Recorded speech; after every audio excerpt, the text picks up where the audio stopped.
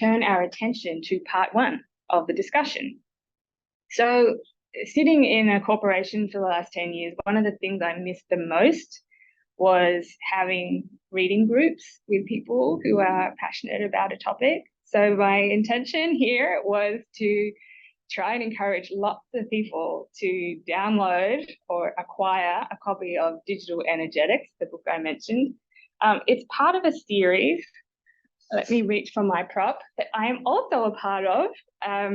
We have this wonderful set of friends who are doing this media press collaboration, what are they called? The multigraphs? Oh, yes. So it's only since you guys put that in your description because I've been calling it co-authored and it just seemed wrong because there's this whole collaborative exercise in writing books together. So I have one on media and management with some of my dear collaborators across continents, which has inspired a lot of the emphasis on Asia Pacific and hardware studies of AI that this series is also based on. But the Mise en Presse series also supports digital energetics. And so when Zane and I were working together at Intel this past year and I found out that, this was coming out, I'd been waiting to read it and really grateful to have learnt that it was happening. Otherwise, it might not have been obvious. So 3 out of 4 speakers have been able to join us today. Unfortunately, yes, a virus has also been traveling to other parts of the world. So unfortunately, Cindy will not be with us. But we have Zane, Anne, and Jordan on the line. I've asked each of them to give us not a traditional paper format because I think sometimes that's hard for people on Zoom, but we wanted to have a conversation that's really getting to the heart of what motivated this project and some of the methods, because each chapter has a different approach and a different set of disciplinary tools and inheritances that it's wrestling with. So I just asked each of the authors to speak for about 10 minutes on their projects. It's really up to you guys which order you want to do it in, but since we have Zane first, and Zane was my lead into this conversation, would you like to start, or please take it over, whichever way? Yeah, I could start, but I think it might make more sense for Anne to go first because Anne, you were the driving force behind bringing us all together for this project, and your chapter leads very well into mine anyway. So I don't know if you want to start talking about how this project first came about and how you conceived of bringing it all together in the first place. Sure. Yeah, I'd be happy to.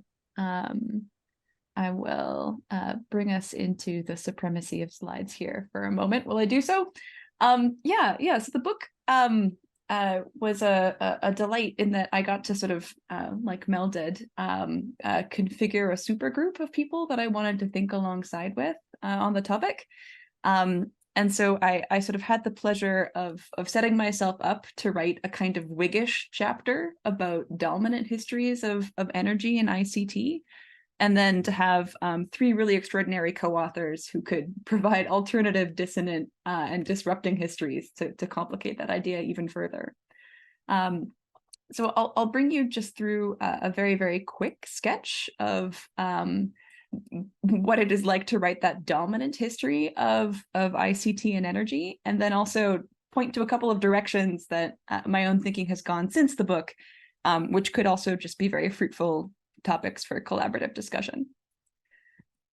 So Mel asked us to talk a bit about method, and I thought I would do so by laying out a couple of subfields that have been really influential for me.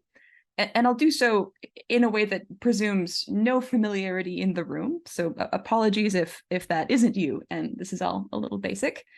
But I'd like to just briefly sketch out, 3 different intellectual traditions that were influential in the project. One is media studies, specifically German media studies, where we have the sort of habit of thinking about connections between technical objects and cultural life. I often tell my students that very reductively, but maybe accurately, the whole game here is trying to read technical media objects like a telephone system or circuit diagrams in the same way that an English professor will look at books or poems. So we're really interested in thinking about how formal technical arrangements in our media systems matter in the kinds of people or groups that we can be with and through them.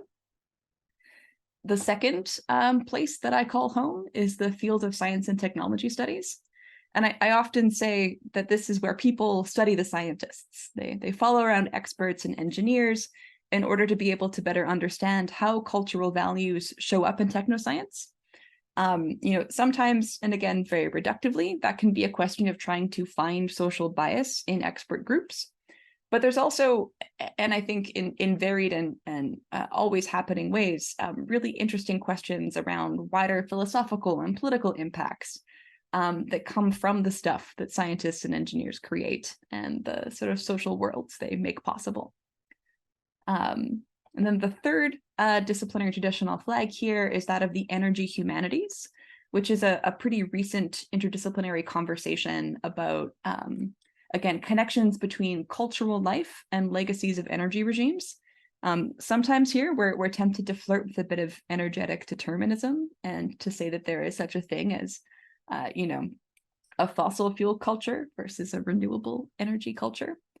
The goals in these conversations are often to parse how access to different kinds of energy flows and stocks will structure social goods and expectations, with the hope that we'll eventually parse the stakes and avenues better through which we might pull off a really unprecedented, direly needed, extremely difficult transition away from fossil fuels and towards lower carbon and probably also lower energy density forms of power.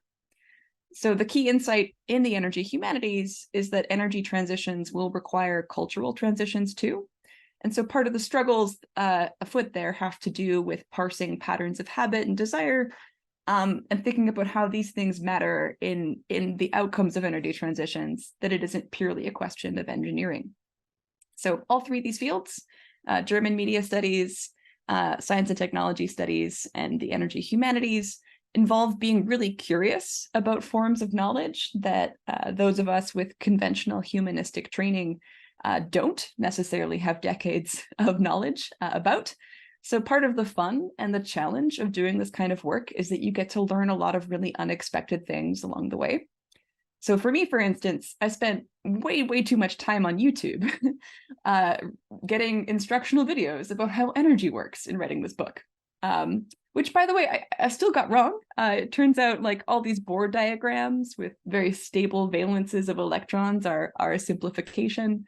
Electricity is far more complicated than this all. It might be a wave. Magnets get involved. It all kind of gets beyond me at a certain point. But it was, again, a kind of useful provocation per German media theory to sort of sit and try and ask questions about how circuit diagrams really did come to matter in how we developed our theories of computation, and a kind of environmental politics built in the back of that. But the other benefit that you get from these three different fields, these three different approaches, is the opportunity to build a kind of stranger's account, to really explore the histories and logics that are germane to people who grew up in these technical contexts, but who otherwise take those for granted. It's sort of useful to have that ethnographic stranger show up and say, it's really curious that you think this, otherwise terribly obvious and ubiquitous thing. Things like the business of computing, right? It's helpful to be able to have that bit of distance. So this is to say, zigzagging in and out of your areas of expertise while trying to think synthetically is difficult, but hopefully rewarding. And just to give a quick gloss, my chapter basically makes two arguments. First, there's this sort of as below, so above kind of point. It seems really important to explore how the formal characteristics of microelectronics guide business models and climate trajectories in big tech. And so too, maybe the broader ecological and economic conjunctures we're all sitting with at the present. So this is a bit of a story about stocks and flows of energy, of labor, and of capital investments, all of which combine to make computers seemingly disappear from view in certain parts of the world for a time. And as I've tried to emphasize, I think if we want to understand these stories, the stories that we tell about dematerialization and the impacts that they have, we have to understand the way that digital electronics do materiality differently. And this brings me to my second point, that energy efficiency has been both a solution and a problem for the industry, and will probably be a key factor determining its success. And so again, maybe all of our success in navigating the challenges of carbon mitigation more broadly. So another way of saying this is that I think that there's a need to critically engage with the histories and hype of energy savings in ICT, not only as a technical question, but as a political governance strategy. So in my account, efficiency has likely only deferred and displaced the material contradictions of growth rather than resolved them. This suggests the need to be really wary about a kind of digital resolution to parallel crises of climate and capitalism, the likes of which we continue to find at Davos and all other sorts of exciting corridors of power. And my chapter kind of ends there. And I hope that it's a kind of sufficiently interesting vantage point on the problem of energy and ICT for a lot of people to pick up their own pens and work on scholarly projects of their own and take these concepts in new directions. My co-authors, of course, go on to show how energy supply and efficiency are usefully different in different parts of the world, in different parts of infrastructural networks, and in different historical and cultural contexts. Part of really what I do hope the book does is bring these just so stories of energy efficiency into scrutiny, so that we end up with more of a plurality of ways to think through the politics of digital energetics. And certainly there's many more stories yet to be told, and I'll be really interested to hear what that looks like for everyone in the real or virtual room today. But I also want to pause and think really pragmatically about what the implications here could be for non-scholars. You know, what about people who are in industry or in other positions in civil society? What should the people in power do? Or those who are trying to sway those people? And I've got a couple of different answers depending on who I think I'm talking to. If it is an industry audience, I'm going to point them to maps like this one, which show how the carbon intensity of electricity is really, really different in different parts of the world. And this suggests to me and my co-authors in a recent Big Data and Society paper that where in the world our data sits, where those data centers get built, is an important modulating factor to how many of them there are. So to speak really crudely, one data center in Qatar is not the same as one data center in Brazil. So if you are a CTO and are still really wedded to the idea of just growing the hell out of the cloud sector, there's maybe better ways to do this if you focus on the overall climate impacts of the network rather than rates of energy efficiency, regardless of where in the world that network gets built.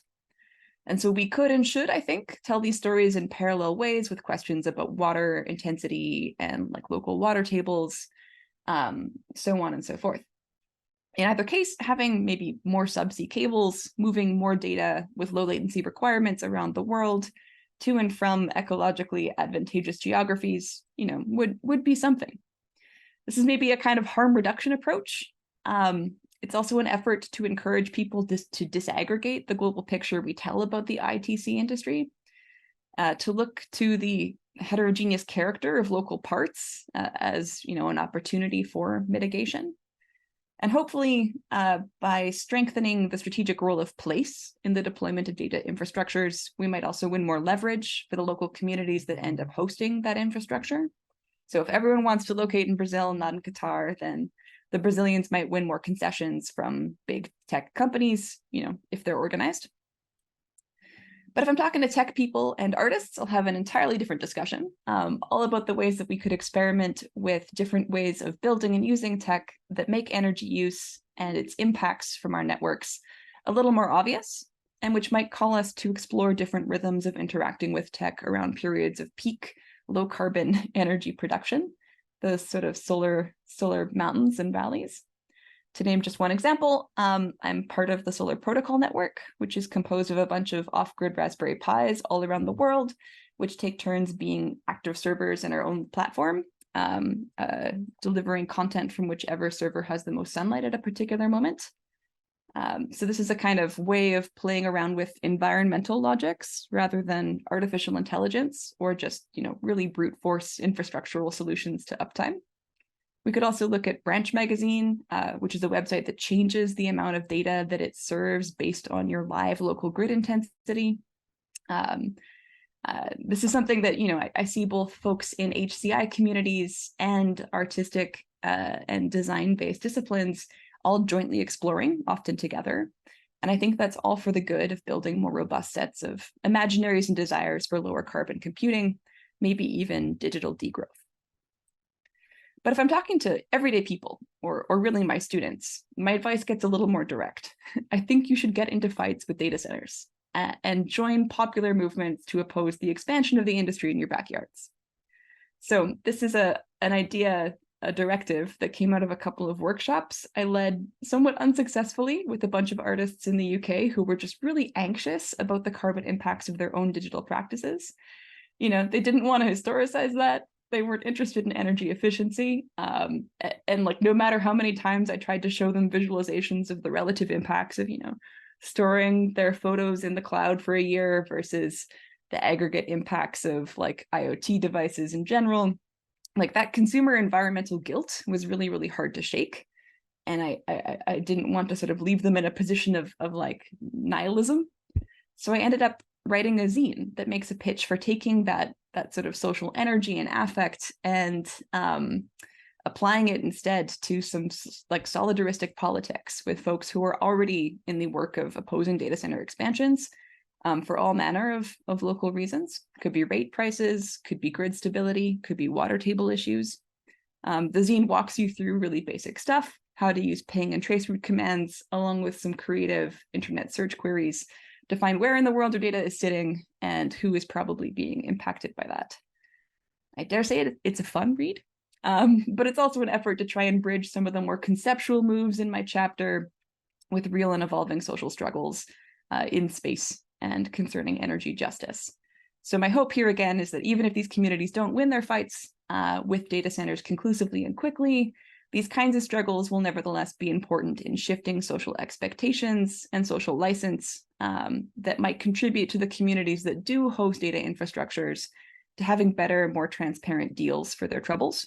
So again, there's a bit of realpolitik here, some harm reduction seeping in through the edges, but hopefully combined with the faith that people can rally to block things, often with more speed and clarity than they can rally to build alternatives. But I do think we need a kind of all of the above approach. Again, this is a question I would be very, very glad to turn back to the room, given the interdisciplinary character of the folks gathering here. It's also a question that I'm sure will be answered very differently by my co-authors. Just to preview very quickly Cindy's wonderful work, since she isn't here to speak about it herself today, there's exciting stuff happening in the Indonesian case where efficiency is actually a kind of grassroots resource that can be mobilized to configure informational and management structures differently and with more egalitarian outcomes. So, the story that applies in Davos won't be one that holds in Jakarta. And so I just want to kind of underline quite heavily the extent to which these are questions worth posing, but not resolving with any kind of absolutist claim about the way forward here having a single North Star. And in that spirit, I will stop sharing my slides and pass the mic to Zane. Okay. So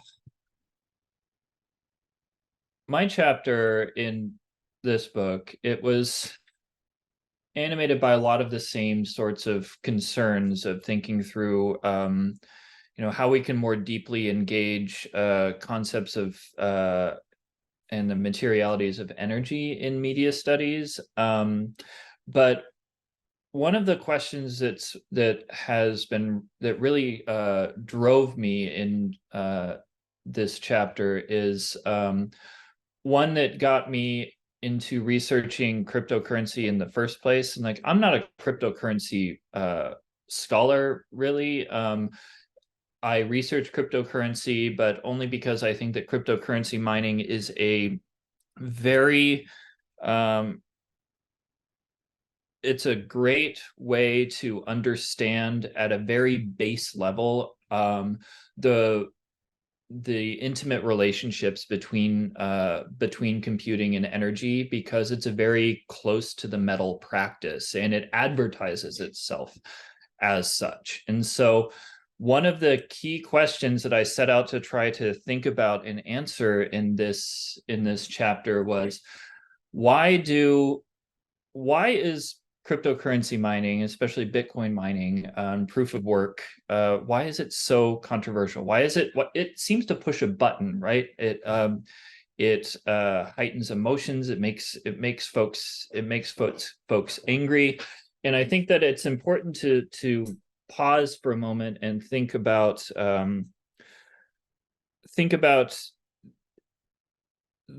both the hype behind Web3 that has, like, as Mel said, has sort of dissipated and transitioned into this hype, into this AI hype, but they're very similar.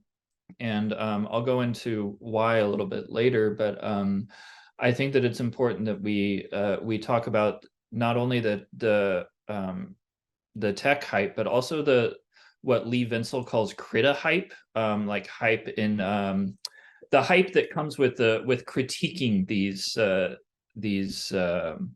industries. So with Web3 and especially Bitcoin mining, there is this in the critical space, there is this dominant discourse that looks at environmental impacts and energy consumption, and there are all sorts of different ways to think about how cryptocurrency mining uses and consumes energy, and all sorts of different metrics to try to understand how it happens. And there are depending on who you ask and which source you cite, if you look at one of the most popular and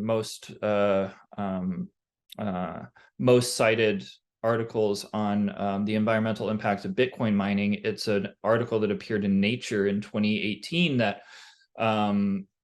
basically said that by 2020, if Bitcoin mining continues apace, it will consume all of the energy in the world. And obviously that's not what happened. But it sort of speaks to this anxiety that especially we critics, have about Bitcoin mining as a practice. And I wanted to understand more deeply why Bitcoin mining is such a controversial practice, and why it upsets a lot of folks in such a deep way, and provokes all of this anxiety around energy use and resource consumption. And so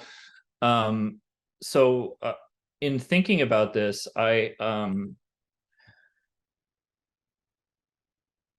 I put together this exhibit in 2019 where I had done some ethnographic research in Iceland on Bitcoin mining in Iceland, and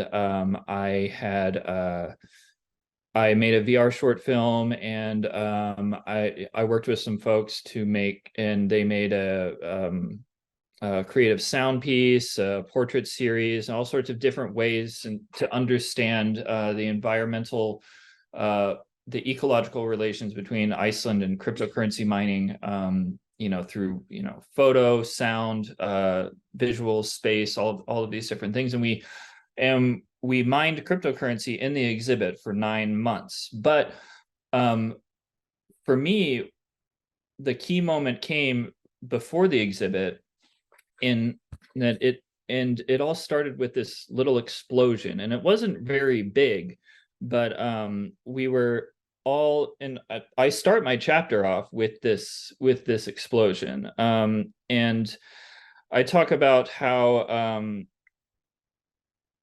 I talk about how, we it was this very small, very small explosion. We were filling our cooling tank with mineral oil that would allow us to immersion cool the machine for and it would make it quiet for the entirety of the exhibit. And when we finally went and turned it on, there was a loose capacitor on one of the boards, and it started smoking, and we had to unplug it and take it outside and remove that board entirely in order to get the thing working again. And our IT specialist, Etienne, he had worked for over a month with the university to establish a dedicated connection to get this machine to run. And we were mining Iceland's proprietary cryptocurrency, Aurora Coin, instead of Bitcoin. And Etienne, he needed to work directly with the developers in order to get the device set up for solo mining, which means it wouldn't have joined an already established pool of other machines around it. And so this entailed registering the machine as an independent miner, which became, just a month-long international collaborative effort. And so this was all a lot of work and preparation. And then when we finally turned it on, as electricity was flowing through it for the first time, it exploded. And I found that very interesting and instructive in a number of ways, because it helped me think through some questions that I was asking, that like, what material work is actually being done with proof of work mining? What does this work actually mean? And again, this like overarching animating question, why is the profound ecological impact of proof of work so surprising? Like, why does it surprise us? So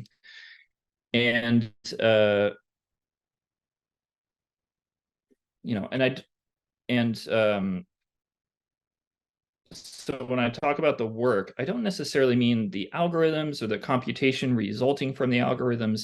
That's all incidental. What I mean is what's materially happening in the circuits. And going back to German media theory, if, as Kettler surmised, there is no software, only logic gates and voltage differentials, then what in that context is proof of work? What's being proven at this material level of these voltage differentials? And so what I ended up doing was sort of constructing a media archaeology of the bit in a way, but thinking a little bit more abstractly, not just about the bit itself, but all of the energy and materials that exist around and outside of the bit. Because the bit isn't really my object or process of concern. I'm looking at all the stuff around it, what it affects, what it emits, and the inevitable exhaust of the bit. And so what I'm really after here is a media archaeology of computational heat and what heat means in the context of all of this work. And there's so much, and so this builds on just a growing corpus of work in the thermocultures and thermopolitics of computing across media studies, from the likes of Nicole Starosielski, Julia Volkova, Asta Vondro, Jeffrey Morrow, tons of folks. And through critical attention to heat in computing infrastructures, I argue that we can access an alternative history of proof of work cryptocurrency systems that is entangled yet remains distinct from their financial histories that have already been, brilliantly excavated by all sorts of scholars like Finn Brunton and Lana Schwartz and folks like that. Come on. And so in this chapter, I argue that let's play that video. There we go. That the work in proof of work systems, it's principally heat work in which excess heat must consistently be managed, mitigated, and either expelled or rerouted. And the thing is that all data infrastructures operate like this, but the very theory of proof of work explicitly defines data as an irreversibly directional outcome. Its value and security totally dependent on proof of exhaust or heat.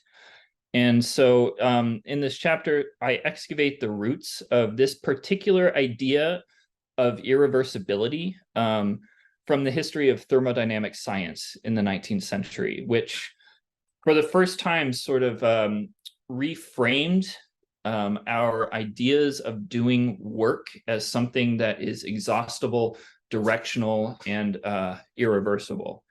And as Kara Daggett, who wrote this brilliant book called The Birth of Energy, which we talk about a lot in digital energetics.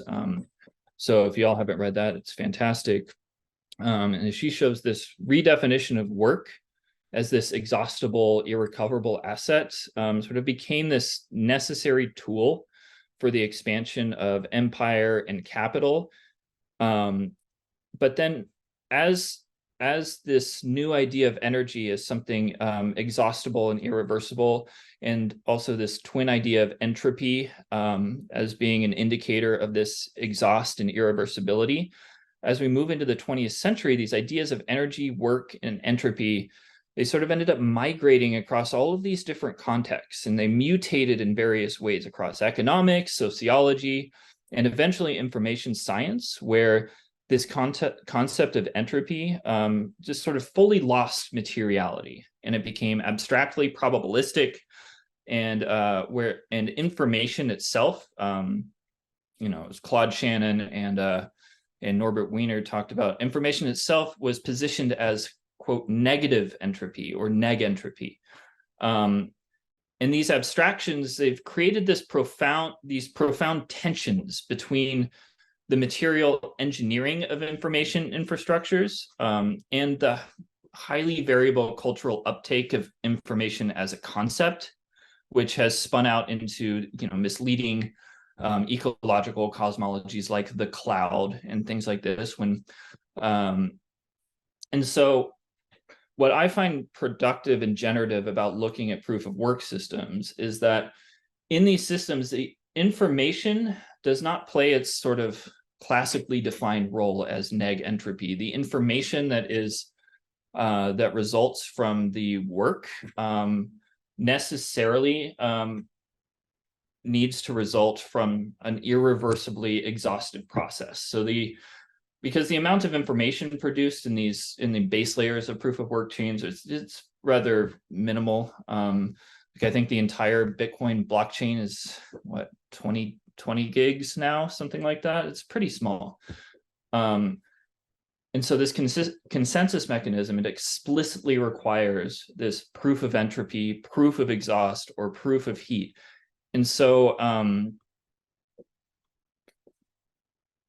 part of what's so different and troubling about proof of work in this context is that proof of work systems explicitly point back to these older, dirtier thermodynamic relationships and foreground them as necessary for the system to work properly. Like I said before, it's very close to the metal practice and the cosmology that's associated with Bitcoin mining is that I talk about it sort of towards the tail end of the chapter. That Bitcoin is like monetized energy. Bitcoin is energy. It is in line with the laws of the cosmos, and advocates will point to that. Point to thermodynamics and Bitcoin being in line with the laws of thermodynamics as the reason why it is it's the most secure monetary system out there because it's backed by physics. And so like in that way, the tactility of Bitcoin generation and the proximity to its heat and metal it remain pivotal indicators of the value and functionality of the system. And as with thermodynamics in the 19th century, this entire theoretical cosmology was built up around proof of work. its place in the natural order of things. And many advocates of proof of work see increasing energy use and irreversible exhaust as a point of pride, because these are the things that secure the network. They make it theoretically impenetrable. And this point of view flies in the face of recent data published by data center researchers, which argue that data center energy use has plateaued due to increases in efficiency. Because of this, the more, quote, traditional data center industry is a tad bit uncomfortable with considering proof of work data centers as part of their own. It's sort of proof of work data centers, Bitcoin mining data centers are sort of set off to the side a little bit. They're not normally counted with the more traditional hyperscale cloud data center industry. But proof of work systems are in no way separate from more traditional computing infrastructures. For example, Bitcoin has only grown so rapidly because it has been able to situate itself in certain spaces as a particular kind of high performance computing practice. When Bitcoin mining first scaled, to be a veritable industry in 2013, 2014, when the application specific integrated circuit was first released, these ASICs, they found homes in various co-location data centers around the world, and in Iceland in particular. The biggest data center company at the time, Verne Global, hosted all sorts of Bitcoin mining servers in their data centers. They've since sort of phased out Bitcoin mining in the data center, but it often lives alongside other similar high performance computing practices in co-location data centers all around the world. So in many ways, the rapid rise of Bitcoin has only sort of modeled the scaling of particular forms of high density computing infrastructures that are currently being built for AI and machine learning. And we're seeing this in a very big way right now, where so many data centers that were originally built and outfitted for cryptocurrency mining have pivoted hard and are now offering AI services, AI and machine learning services. The data center that I talk about in my chapter, the ETIX Borealis data center in Iceland, which is called something different now, it got bought out again. But when I visited there in 2019, it exclusively was a Bitcoin mining data center, and now it has shifted entirely to be a more general purpose HPC data center with all sorts of AI and machine learning services as well. And so, I argue in my chapter that if Bitcoin disappeared tomorrow, this model would persist. And many of the companies producing ASICs for Bitcoin mining have already pivoted to building ASICs for AI and machine learning as well. So many of like I said, many of these data centers are advertising for themselves as high performance computing, blockchain, and as opposed to blockchain solutions in Bitcoin mining. And so in reality, this is mostly just a rhetorical shift. Materially, and like in terms of energy consumption, it doesn't really make that much of a difference. And if anything, this pivot to AI might increase the energy use of these data centers. But where was I? But it points to how cryptocurrency mining as an energetic and ecological problem is not isolated to that specific practice. These problems are foundational to digital computing itself. And perhaps information is not negentropy after all, as Shannon and Wiener surmise, not quite. And so we should see these problematic energetic relationships to which proof of work points so very visibly as a crucial lens through which to consider computing's fundamental relationship to energy more generally, and ultimately how this relationship could be different. So like in thinking about, so I'll just say one other thing to close, that in thinking about the hype cycles, Web3 and now AI, when we're talking about energy use and impact and ecological impacts and things like that, we should think more deeply and more critically about what the foundational relationships between compute and energy actually are, and how they manifest in these different practices, and how we should think about computing not necessarily as just this general practice, but as a I think that some places in the world, especially the EU, are starting to think more along the lines of what I'm calling a moral hierarchy of data processing. So there's this idea that certain kinds of computing might not be good for certain regions, or might not be good for this society or that society. There are moves to ban Bitcoin mining in Europe and various places in the US, and in other parts of the world, because it's seen as not something that doesn't have the right values. And I think that conversations around AI are happening along the same lines. And so I think that, if anything, we should look to the controversies that proof of work cryptocurrency mining surfaced, and apply our arguments about those to our arguments about AI infrastructures and their environmental impacts, and what we can do about. I think that cryptocurrency gave us a roadmap for sort of how to think about and deal with the rise and growth and expansion of AI infrastructures.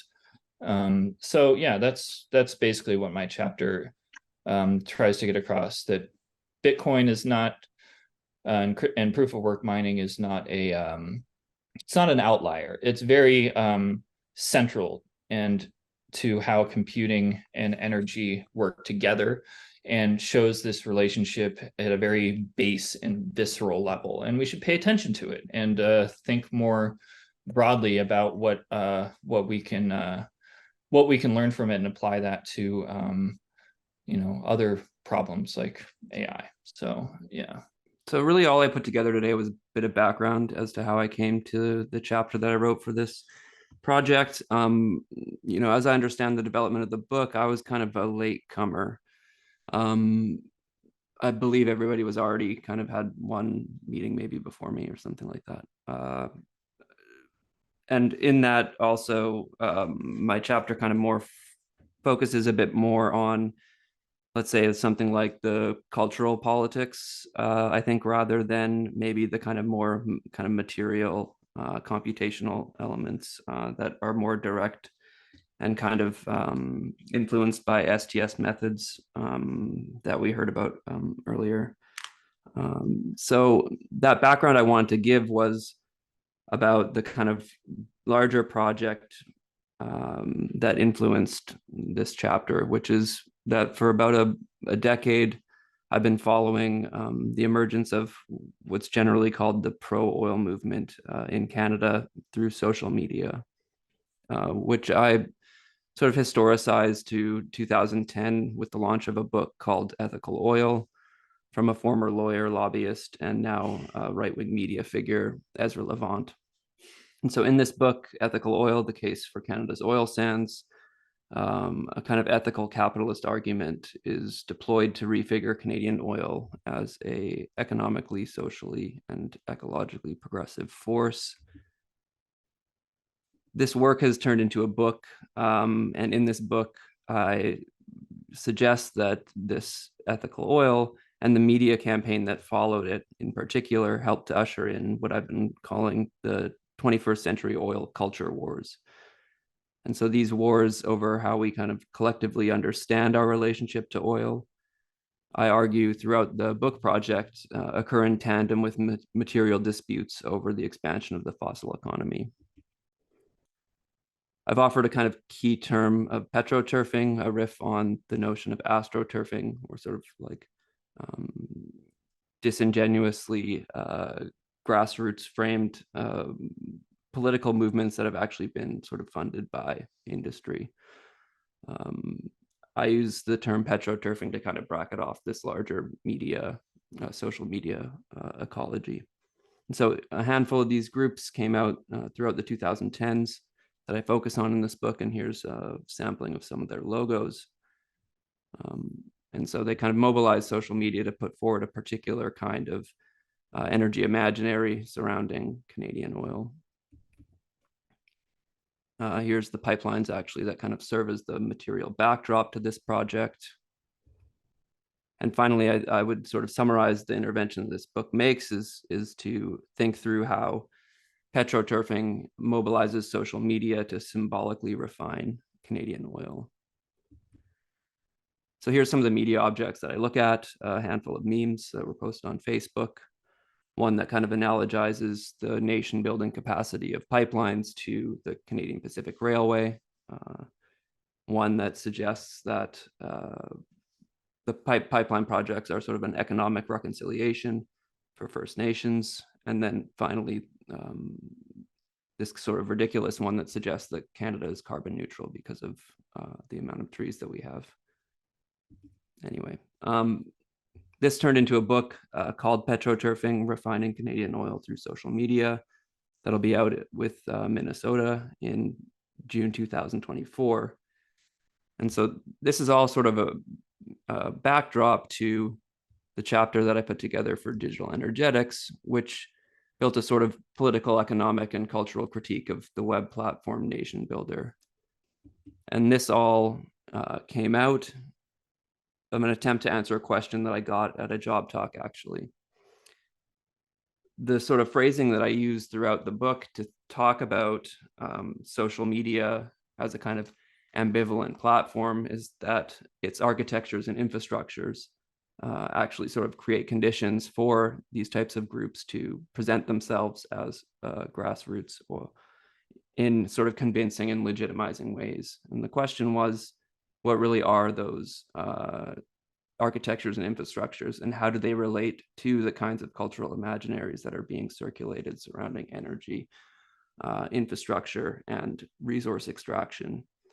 And so the chapter itself was an attempt to kind of take that question and really run with it and stage sort of concerns around the kind of material ecological impacts of digital infrastructures with the kinds of cultural imaginaries that I examined more fully in the book itself. And so what happened in the book was that sort of material infrastructural analysis was in the background, and then in this chapter I put it to the foreground, and in that sort of generated this notion of platform energetics, which is a way of identifying both the cultural, political, and social imaginaries that surround energy that circulate on web platforms, and the kind of material and ecological impacts of those. And as I did that, I sort of also built a critique of the notion of data colonialism, which became a sort of significant aspect to that chapter that wasn't really anticipated, but came out in the writing of it. And in that critique of data colonialism was a kind of suggestion that we sort of place our attention more fully on the kind of land and resource politics around digital infrastructures, rather than this kind of focus on abstract notions of data that get kind of, as the metaphor is, colonized from sort of the body itself, particularly because, what's kind of figured in that formulation as a kind of historical colonialism continues today, particularly with the kind of land-based politics surrounding the expansion of data infrastructures. And so that's really all I put together. Hopefully that gave some insight into the background of my piece. Thank you.